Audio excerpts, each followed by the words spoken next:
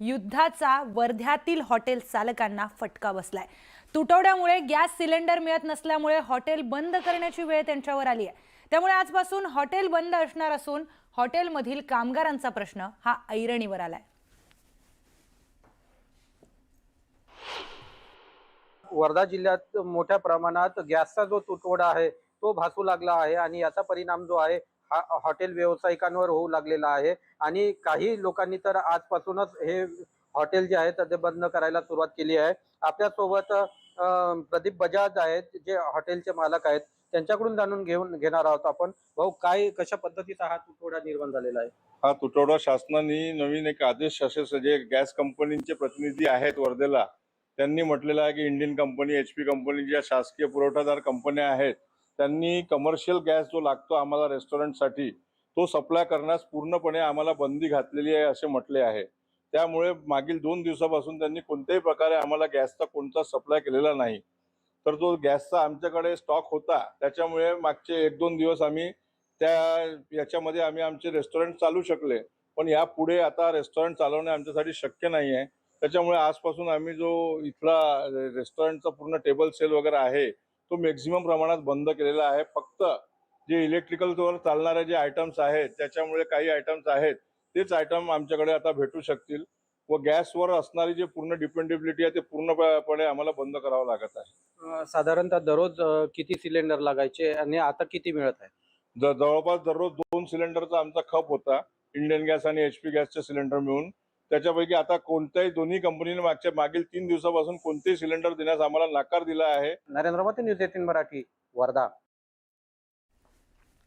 तर आखाती देशातील युद्धाचा फटका फक्त मोठ्या हॉटेल्सला नाही तर छोट्या व्यावसायिकांना देखील बसल्याचं पाहायला मिळतंय। रस्त्यावर व्यवसाय करणारे देखील गॅसच्या कमतरतेमुळे संकटात आहेत। माटुंग्यातील एका स्टॉल बाहेरून आढावा घेतला आमचे प्रतिनिधी संकेत वरक यांनी। पाहूयात।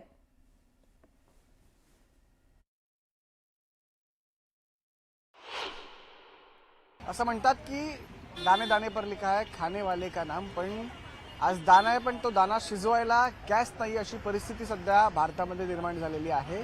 आखाती देशांमध्ये युद्ध सुरू झालं आणि कुणाला वाटलंही नसेल की याचा थेट फटका भारताला बसेल, महाराष्ट्राला बसेल आणि मुंबईकरांना बसेल। खरं तर आपण हॉटेल मालकांचे विषय मांडतोय की हॉटेल मालकांकडे गॅस नाही आहे आणि हॉटेल बंद होण्याच्या मार्गावरती आहेत, पण त्याचसोबत जे रस्त्यावरती स्टॉल्स लावतात, मेदूवडा असेल, इडली असेल, वडापाव असेल, यांचे सुद्धा खरं तर हाल होताना पाहायला मिळत आहेत। मी सध्या आहे माटुंगा भागामध्ये आणि माटुंगा हे म्हणजे साऊथ इंडियन फूडसाठी हब आहे। म्हणजे मागे जो हा स्टॉल आहे हा गेली अनेक वर्ष हा स्टॉल इथे लागतो। असंख्य लोक इथे, हजारो लोक खरं तर दिवसातून येतात आणि सकाळचा नाश्ता याच स्टॉलवरती करतात। आज सुद्धा गर्दी आहे स्टॉलवरती, नाही असं नाही, पण आज यांच्याकडे पदार्थ कमी आहेत, पदार्थांची संख्या कमी आहे। त्याचं कारण म्हणजे यांना सुद्धा या गॅसच्या कमतरतेचा फटका बसलेला आहे आणि कुठेतरी यांना सुद्धा ती चिंता सतवते आहे की नेमकं आता उद्या परवापासून काय करायचं। यांच्याकडे पण जो गॅस आहे तो पुढचा 1 ते 1.5 दिवस चालेल इतकाच गॅस आहे आणि यांना देखील आता आपला व्यवसाय कसा चालवायचा आहे याचा हा प्रश्न पडलेला आहे की येणाऱ्या संकटाची चाहूल जी आहे ती दिसून येते। व्हिडिओ जर्नलिस्ट सुधीर यांच्यासह मी संकेत वरक, न्यूज 18 मराठी, माटुंगा।